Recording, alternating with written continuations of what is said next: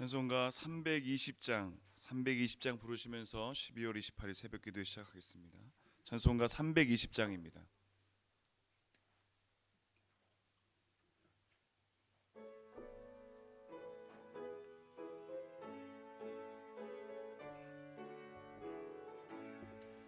나의 죄를 정케 하사 주의 일꾼 삼으시 구세주의 넓은 사랑 항상 찬송합니다. 나를 일꾼 삼으신 주 크신 능력 주시고 언제든지 주 뜻대로 사용하여 주소서. 내게 부어 주시려고 은혜 예비하신 주 주의 은혜 채워주사 능력 있게 하소서. 나를 일꾼 삼으신 주 크신 능력 주시고 언제든지 주 뜻대로 사용하여 주소서. 죄의 짐을 풀어주신 주의 능력 그도다. 나를 피로 사신 예수 내 맘속에 오소서. 나를 일꾼 삼으신 주 크신 능력 주시고 든지 주 뜻대로 사용하여 주소서. 주여 내게 성령으로 충만하게 채우사 생명수가 강물처럼 흐르게 하옵소서. 나를 일꾼 삼으신 주 크신 능력 주시고 언제든지 주 뜻대로 사용하여 주소서. 아멘. 252장을 부르겠습니다. 252장 우리 박수하며 찬양하겠습니다.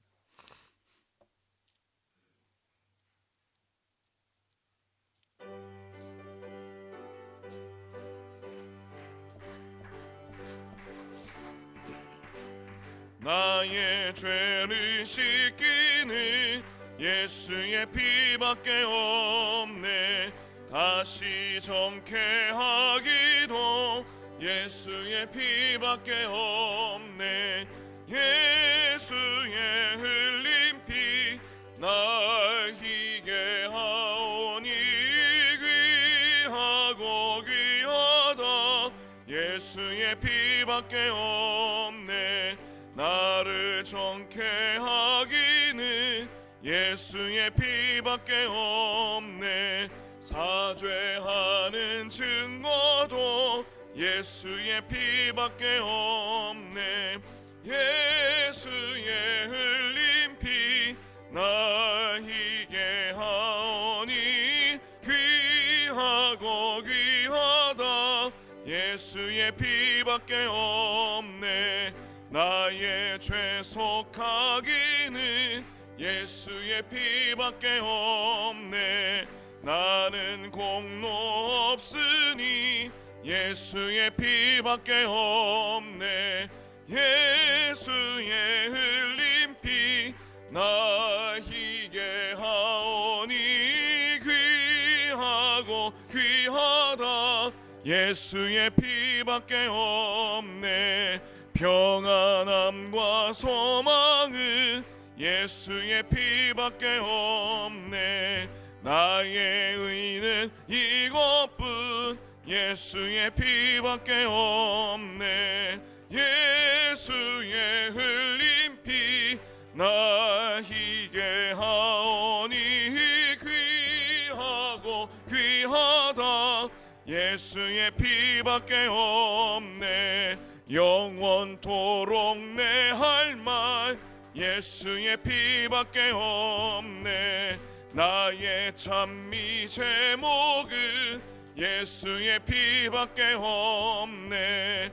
예수의 흘린 피 날 희게 하오니 귀하고 귀하다. 예수의 피밖에 없네. 아멘. 하나님의 말씀은 여호수아 7장입니다. 여호수아 7장 1절부터 26절까지의 말씀을 교독하시고 마지막 26절은 함께 봉독하겠습니다. 이스라엘 자손들이 온전히 바친 물건으로 말미암아 범죄하였으니 이는 유다 지파 세라의 증손 삽디의 손자 갈미의 아들 아간이 온전히 바친 물건을 가졌음이라. 여호와께서 이스라엘 자손들에게 진노하시니라.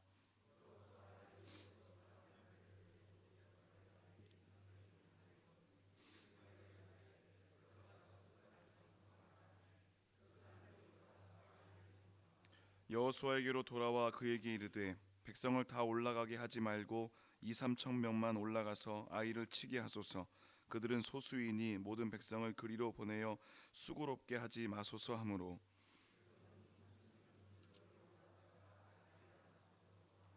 아이 사람이 그들을 36명쯤 쳐 죽이고 성문 앞에서부터 스바림까지 쫓아가 내려가는 비탈에서 쳤으므로 백성의 마음이 녹아 물같이 된지라.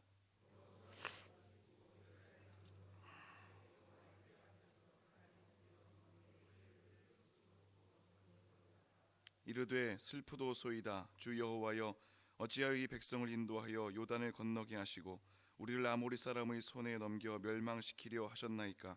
우리가 요단 저쪽을 만족하게 여겨 거주하였다면 좋았을 뻔하였나이다.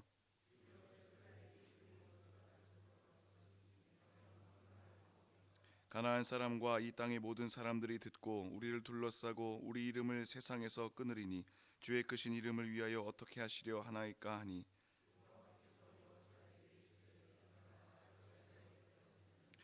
이스라엘이 범죄하여 내가 그들에게 명령한 나의 언약을 어겼으며 또한 그들이 온전히 바친 물건을 가져가고 도둑질하며 속이고 그것을 그들의 물건들 가운데 두었느니라.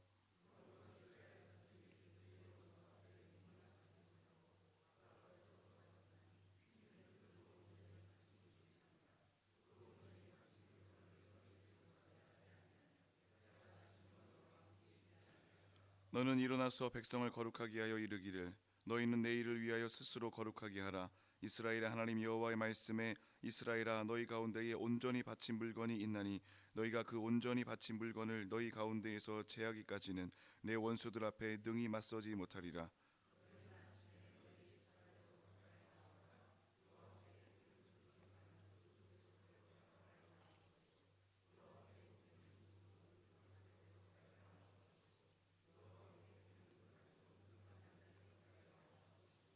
온전히 바친 물건을 가진 자로 뽑힌 자를 불사르되 그와 그의 모든 소유를 그리하라. 이는 여호와의 언약을 어기고 이스라엘 가운데에서 망령된 일을 행하였음이라 하셨다 하라.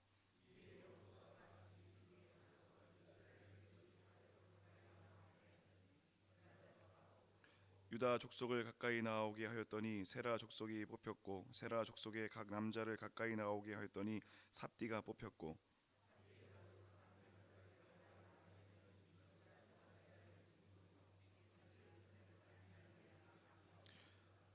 그러므로 여호수아가 아간에게 이르되 내 아들아 청하노니 이스라엘의 하나님 여호와께 영광을 돌려 그 앞에 자복하고 내가 행한 일을 내게 알게 하라. 그 일을 내게 숨기지 말라 하니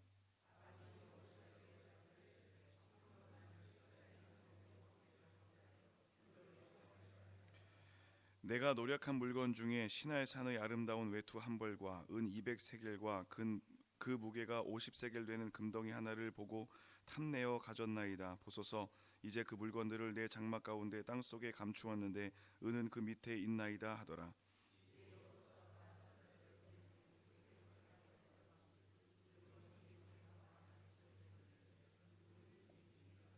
그들이 그것을 장막 가운데에서 취하여 여호수아와 이스라엘 모든 자손에게 가지고 오매 그들이 그것을 여호와 앞에 쏟아 놓으니라.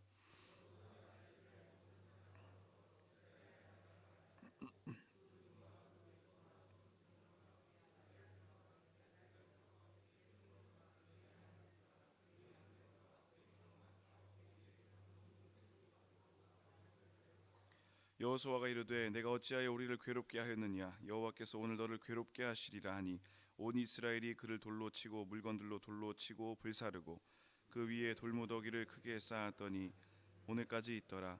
여호와께서 그의 맹렬한 진노를 그치시니 그러므로 그곳 이름을 오늘까지 아골 골짜기라 부르더라. 아멘. 할렐루야. 오늘도 우리의 모든 상황을 알고 계시는 우리 하나님의 그 놀라운 위로가 오늘도 함께 하시기를 주님의 이름으로 축원합니다. 오늘 말씀의 제목은 영적 순결을 회복하라입니다. 영적 순결을 회복하라. 여호수아 1장부터 12장 안에는 이스라엘이 가나안을 정복하는 이야기를 소개하고 있습니다. 특별히 1장부터 5장은 전쟁을 준비하는 단계라고 했습니다. 그리고 어제 살펴보았던 6장부터 여리고성을 점령하는 것으로 시작해서 가나안 정복 전쟁이 시작됩니다. 특별히 6장에서 하나님께서는 이스라엘 백성의 온전한 순종, 그 순종을 보시고 여리고성을 함락하는 일에 성공을 이루게 하셨습니다. 이스라엘은 아주 큰 승리를 거두었습니다. 지금 이스라엘은 승리감과 자신감으로 아주 충만해 있는 상황이었습니다. 여러분이 만약에 여호수아의 저자라면 그 다음에 어떤 내용을 기록하시겠습니까? 7장에 어떤 내용이 기록되었으면 좋을까요? 축제를 즐기는 이스라엘을 기록할 수도 있겠습니다. 아니면 이 승리의 여사를 몰아서 계속해서 진격해 나가자 하는 이야기로 진행을 해 나갈지도 모르겠습니다. 그런데 오늘 여호수아의 기자가 어떤 내용을 전해주고 있는가 보았더니 그들의 걸음을 멈추게 합니다. 실패의 내용을 기록하고 있다는 겁니다. 오늘 본문은 크게 세 개의 단락으로 구분을 할 수가 있겠습니다. 첫 번째 단락은 1절인데요. 7장의 서론입니다. 결론을 이야기해놓고 이야기를 쭉 이끌어가는 것을 보게 됩니다. 이 저자는 의도적으로 이 사건의 범인이 누구인지 먼저 드러냅니다. 그리고 그 시각에서 전체적인 이야기를 한번 살펴보라는 겁니다. 하나님의 시각에서 또 이 글을 쓴 사람의 시각에서 이 말씀을 읽어나가게 합니다. 두 번째 단락은 2절부터 15절까지 되겠습니다. 여호수아와 그의 군대는 여리고성 전투 승리 이후에 아이성까지 진격하려고 했습니다. 그런데 1절이 전제하고 있는 내용이 무엇입니까? 이 전투는 보나마나 실패하는 전투입니다. 그리고 여호수아가 이 실패 앞에서 기도의 자리에 서게 되고 그리고 하나님으로부터 그 방법을 알게 됩니다. 원인이 무엇인지를 듣게 됩니다. 이어지는 3단락은 16절부터 마지막 26절입니다. 아간의 죄가 드러나고요. 그리고 하나님의 명령대로 아간과 그의 자손들이 모두 심판을 받게 됩니다. 그리고 그것을 아골 골짜기라 합니다. 자, 우리가 오늘 본문의 말씀을 살펴보면서 과연 우리의 신앙은 정말 영적으로 순결한가, 하나님 보시기에 거룩한가, 우리의 신앙을 점검해보는 시간을 갖도록 하겠습니다. 첫 번째로는 죄의 누룩을 경계하라는 겁니다. 죄의 누룩을 경계하라. 1절을 다시 한번 보겠습니다. 이스라엘 자손들이 온전히 바친 물건으로 말미암아 범죄하였으니 이는 유다 지파 세라의 증손 삽디의 손자 갈미의 아들 아간이 온전히 바친 물건을 가졌습니다. 여호와께서 이스라엘 자손들에게 진노하시니라. 여러분 7장에서 아주 많이 등장하는 표현이 있습니다. 온전히 바친 물건. 여러 군데에서 계속해서 하나님은 강조하십니다. 이거는 온전히 바친 물건이다. 그러니까 누구 거라는 겁니까? 하나님 거라는 겁니다. 레위기 27장을 보면 하나님께 드려진 것, 오늘 본문에 나오는 온전히 바친 물건, 이것을 헤렘이라고 부릅니다. 이것은 사람이든지 생축이든지 무엇이든지 하나님께 드려진 것은 되돌릴 수 없이 다 하나님의 것이 되어지는 것입니다. 그래서 오늘 본문 이 헤렘을 온전히 바친 물건, 다른 말로 이야기하면 하나님 거라고 이야기합니다. 그러니까 오늘 아간이 건드려서는 안 될 하나님의 물건을 훔치게 된 것입니다. 하나님께 온전히 바쳐진 물건을 사용하는 것은 저주와 연결되어진다는 것을 오늘 본문이 이야기하죠.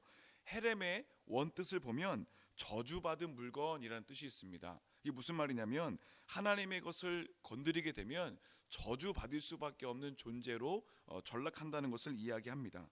그래서 오늘 아간도 그 저주 가운데 거하게 되는 겁니다. 그런데 우리가 여기서 눈여겨보아야 할 표현이 있습니다. 죄는 누가 지었습니까? 아간이 지었거든요. 그런데 하나님은 뭐라고 말씀하시냐면 그 진노가 이스라엘 전체에게 임하게 되는 거 봅니다. 그리고 이스라엘이 범죄했다고 이야기합니다. 1절에도 그런 내용이 나와 있죠. 1절 후반절에 이스라엘 자손들에게 진노하셨습니다. 11절입니다.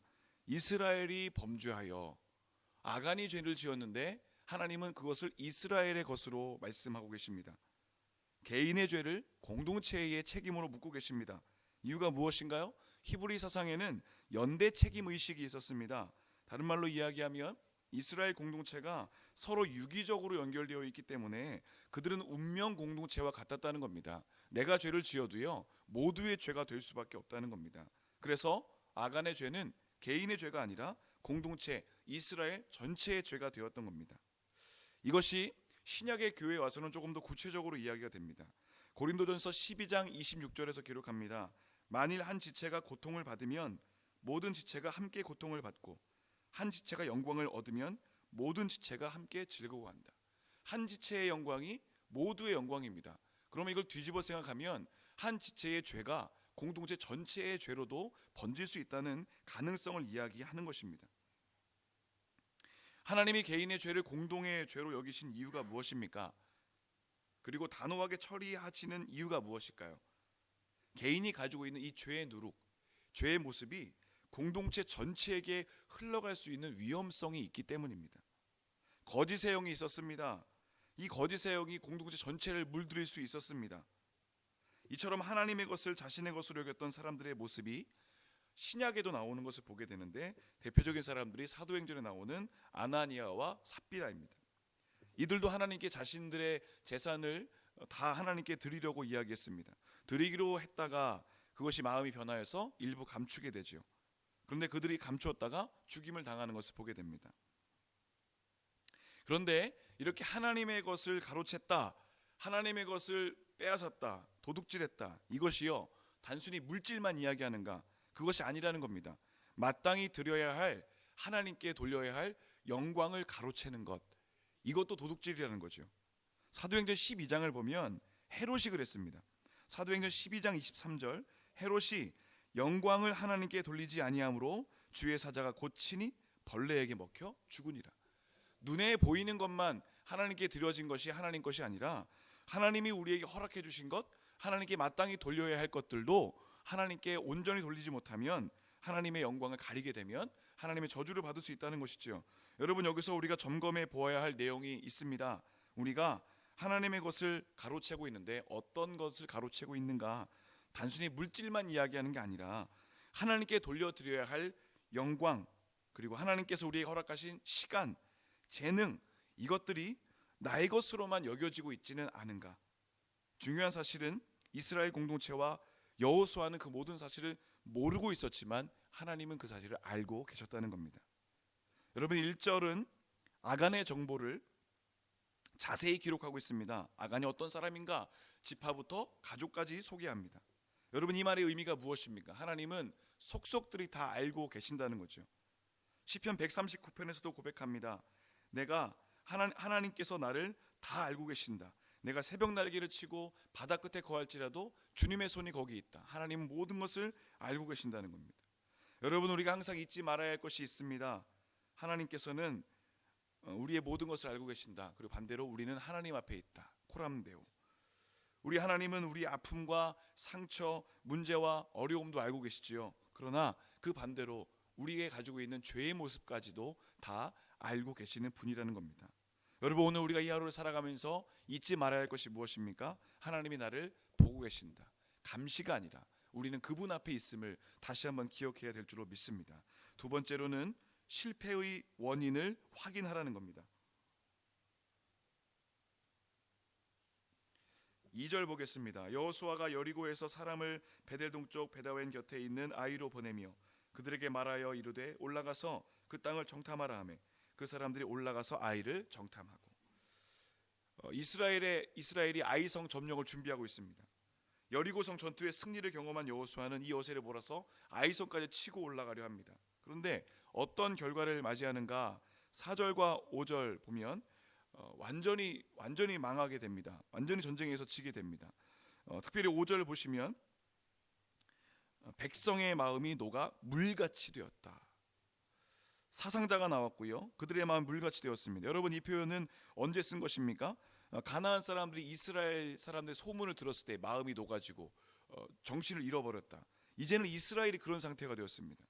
자, 그러면 3절을 보겠습니다. 이유가 무엇인가? 여호수아에게로 돌아온 정탐꾼들이 말합니다. 백성을 다 올라가게 하지 말고 이 3천 명만 올라가게 하소서 아이를 치게 하십시오. 그들은 소수입니다. 모든 백성을 그리로 보내어 수고롭게 하지 마소서 하므로. 오늘 이스라엘이 아이성 전투에서 실패한 가장 큰 원인이 무엇인가? 경험을 의지했다는 겁니다. 경험. 사람이 살아가면서 경험을 의지한다는 것이 결코 나쁜 건 아닙니다. 인생의 지혜이지요. 유익함을 주는 재산입니다. 그런데 문제는 이 경험이 하나님보다 앞설 때 문제가 된다는 겁니다. 3절 보시면요, 여호수아와 이스라엘의 이 대화에 보면서 영적인 상태 그리고 속마음이 나타납니다. 자, 그들은 아이성을 아주 쉬운 상대로 평가했습니다. 그들은 소수입니다. 여러분, 소수라고 해서 약하다라고 할 수 있겠습니까? 그렇지 않다는 겁니다. 우리가 8장을 보겠지만 아이성은 군사력을 막 집중하지 않으면 안 되는 전투였습니다. 그러면 아이성을 쉬운 상대입니다 라고 평가할 수 있었던 이유가 무엇인가요? 분명히 비교 대상이 있겠죠. 무엇을 기준으로 했기 때문에 그렇습니까? 여리고성 전투를 기준으로 삼아 보니 아이성 전투는 쉬운 거라는 겁니다. 그런데 여리고성 전투를 너무 쉽게 이겼거든요. 그 수많은 사람들을 너무 쉽게 이겼는데 그에 비교도 안 되는 사람들과의 전쟁이라고 하니 이거는 계산해 볼 것도 없습니다. 이런 잘못된 비교 의식을 갖고 있었던 겁니다. 또 하나는 육신의 편안함을 추구하고 있었습니다. 보십시오. 3절에서 모든 백성을 그리로 보내어 수고롭게 하지 마소서. 이스라엘은요, 마땅히 이 전쟁을 수고해야 하는 전쟁이었습니다. 온 힘을 들여서 애쓰지 않으면 안 되는 전쟁이 이 전쟁이었습니다. 작다고 해서 힘을 덜 들이는 전쟁이 아니라 작은 전쟁이라 할지라도 최선을 다해야 하는 것이 이스라엘의 정복 전쟁이었습니다. 그런데 뭐라고 이야기합니까? 다 가봤자 수고스럽습니다. 수고할 필요 없습니다. 그런데 아이성 앞에서 그 다짐이 다 무너졌습니다. 또 하나는 여호수아가 지나치게 사람의 말에 집중했다는 겁니다. 사람의 말에 귀를 기울였습니다. 3절의 마지막에 뭐라고 이야기하냐면 수고롭게 하지 마소서 함으로, 그리고 그 다음에 4절에서 뭐라고 이야기합니까? 백성 중에 3천 명쯤 올라가게 되었더라. 정탐꾼의 말을 들었다는 겁니다. 여호수아가 당연히 하나님의 말씀을 들어야 되는데 정탐꾼의 말에 귀를 기울였습니다. 이 정탐꾼들과 여호수아의 관계가 어떤 관계인지 모르겠지만, 얼마나 신뢰성이 있었는지는 모르겠지만, 여호수아가 듣기에 정탐꾼의 말이 일리가 있어 보였던 것 같습니다. 그래서 그 말을 듣고 3천 명만 보내게 되었죠. 여러분, 경험을 의지하는 사람들의 특징이 뭔가요? 지나치게 자신감에 사로잡혀 있다는 겁니다. 그리고 모든 선택과 평가의 기준이 자기 자신으로부터 출발하기 때문에 주관적인 판단을 너무 많이 한다는 겁니다. 여러분, 오늘 아이성의 실패에 또 다른 원인이 있었는데 기도의 부재였습니다. 여호수아는 지나칠 정도로 사람의 말을 귀를 기울였고, 그리고 그 말에서 확신을 얻었습니다. 여러분, 우리가 언제 실패하나요? 과거의 경험을 믿고, 과거의 지식을 믿고, 과거에 발휘했던 실력을 믿고 일할 때에는 우리는 여지없이 실패하고 만다는 겁니다. 아이성 실패가 보여주는 교훈이 무엇인가? 기도에 실패하면 인생에 실패하게 된다는 겁니다. 아이성 전투의 실패가 이스라엘에는 엄청난 충격이었습니다. 그래서 여호수아가 옷을 찢고 하나님께 엎드리지요. 충격을 받고 하나님께 기도합니다. 그 기도의 내용이 무엇입니까? 하나님, 슬픕니다. 7절입니다. 여호와여, 어찌하여 이 백성을 인도하셔서 요단을 건너게 하셨습니까? 우리를 왜 멸망시키려 하십니까? 우리가 요단 저쪽에 있었으면 얼마나 좋았겠습니까? 여러분, 이 기도가 누구의 기도처럼 보이세요? 옛날에 이스라엘이 늘 하나님께 원망하고 불평했던 것, 광야에서 했던 고백이죠. 하나님, 왜 우리를 이리로 데려오셔서 죽게 하십니까? 원망과 불평. 그런데 이 기도가 광야의 이스라엘과 다른 점이 무엇입니까? 원망과 불평에만 머물러 있던 것이 아니라 계속해서 자신의 마음을 하나님께 토로하고 있다는 겁니다. 여호수아의 걱정이 하나 있었습니다. 하나님, 저희 이스라엘은 다 사라져도 됩니다. 그런데 하나님의 이름과 하나님의 영광이 사라지는 것은 어떻게 하시렵니까? 9절에서 이야기합니다. 우리 이름을 세상에서 끊으니 주의 크신 이름을 위하여 어떻게 하시려 합니까?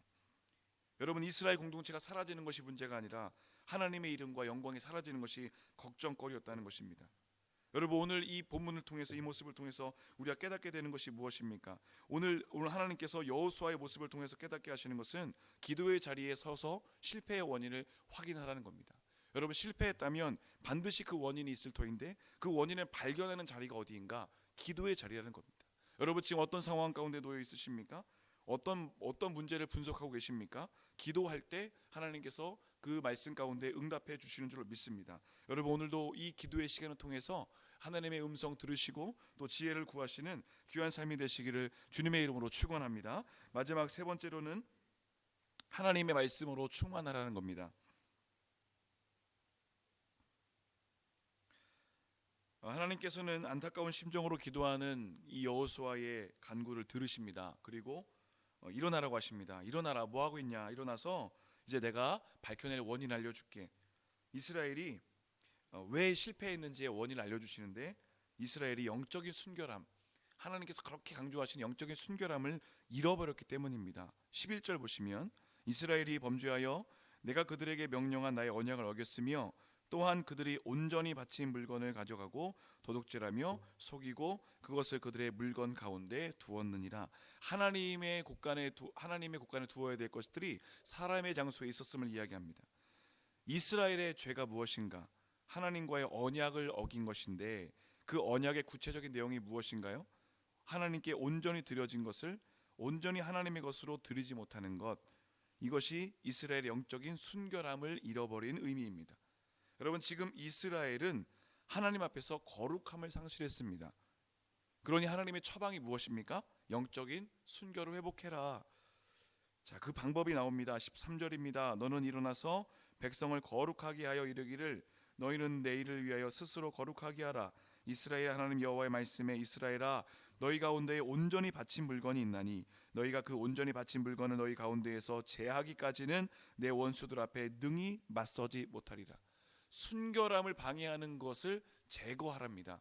그것이 제거되지 않고서는 이 가나안 정복 전쟁을 한 발짝도 앞서 갈 수 없다는 겁니다. 지금 여기서 죄의 문제를 해결하지 않으면 그 다음에 전투는 없다는 겁니다. 영적 순결의 회복을 위해 필요한 것이 무엇인가? 이 순결함을 훼손시킨 원인을 찾고 제거하라는 겁니다. 그래서 하나님께서는 제비를 뽑게 하시죠. 제비를 뽑아서 드러나게 하십니다. 그렇게 뽑힌 사람이 아간입니다.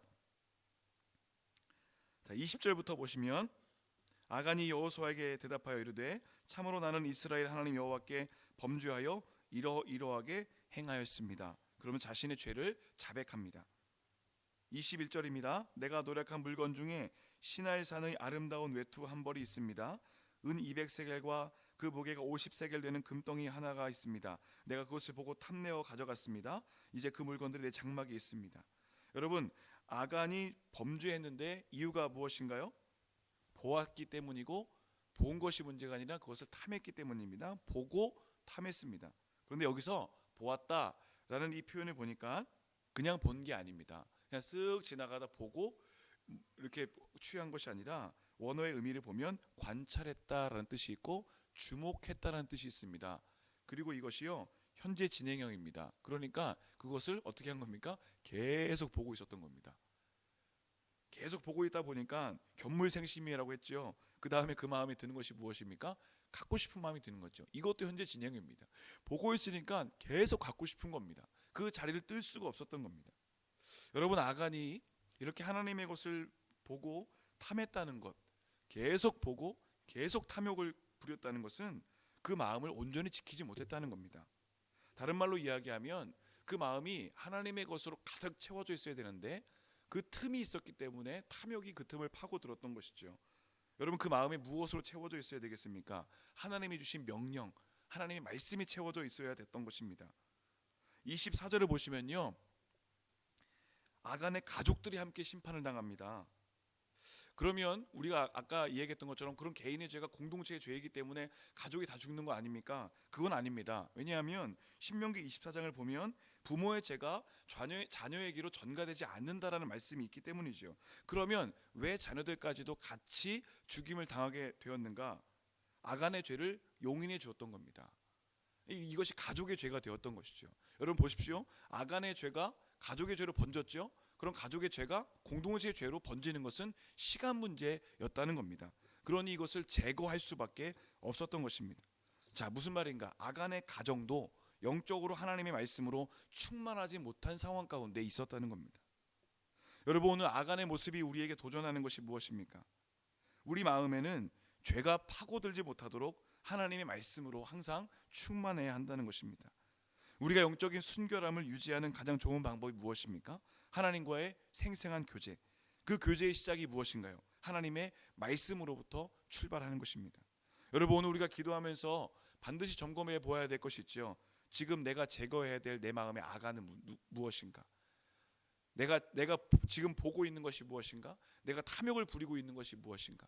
내가 혹시 하나님의 것을 가로채고 있는 것은 무엇인가? 물질뿐만 아니라 시간도, 영광도, 재능도 하나님께 반드시 올려드려야 될 것을 내가 가로채고 있지는 않은가?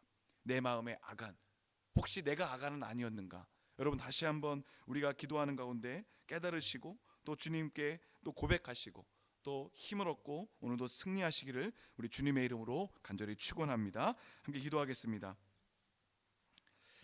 우리의 거룩함을 원하시는 하나님, 하나님보다 의지했던 경험과 이성, 세상적인 가치를 내려놓습니다. 주님의 다스리심에 온전히 순종하여 영적인 승리를 누리게 하여 주시옵소서. 세상의 것에 집중하여 마음을 빼앗기지 않게 하시고 탐욕의 종로로 타지 않도록 우리의 마음과 생각을 성령으로 붙드시고 하나님의 말씀으로 충만하여 날마다 하나님께서 공급하시는 영적 에너지로 승리하게 하여 주시옵소서. 우리에게 주어진 모든 일에 최선을 다하게 하시고 나의 죄악으로 인하여 공동체가 죄에 물들지 않도록 성령의 능력을 끊임없이 부어 주시옵소서. 하나님 보시기에 거룩하지 못한 죄의 모습은 십자가에 내려놓게 하시고 온전한 순종으로 하나님께 쓰임받는 인생들 되게 하여 주시옵소서. 예배의 자리에 귀한 예물 올려드립니다. 주님 받으셔서 사용하시고 영원히 주께 돌아오는 도구 되게 하여 주시옵소서. 오늘도 기도하는 가운데 성령의 충만함을 경험하게 하시고 하나님의 영광으로 가득한 날 되게 인도하여 주시옵소서. 예수님의 이름으로 기도합니다. 아멘. 나라와 민족을 위해 기도하겠습니다. 우리 교회를 위해 기도하실 때 감독님과 담임 목사님의 신원의 강건함을 위해서 북교회 건축이 은혜 가운데 진행되도록 또 각 기관과 해외 선교지를 위해 우리 교우들을 위해 기도하시고 각자의 마음의 소원과 기도의 제목을 위해 다 함께 통성으로 기도하겠습니다. 하나님 감사합니다. 하나님께서 오늘 허락하신 은혜를 충만하게 누리게 인도해 주시고 성령으로 충만할 수 있는 하나님 될 수 있도록 인도해 주시옵소서. 하나님, 우리 마음에 있는 죄의 모습들을 다 내려놓게 인도해 주시고 아버지 역사를 누릴 수 있는 거룩한 삶이 될 수 있도록 인도하여 주시옵소서.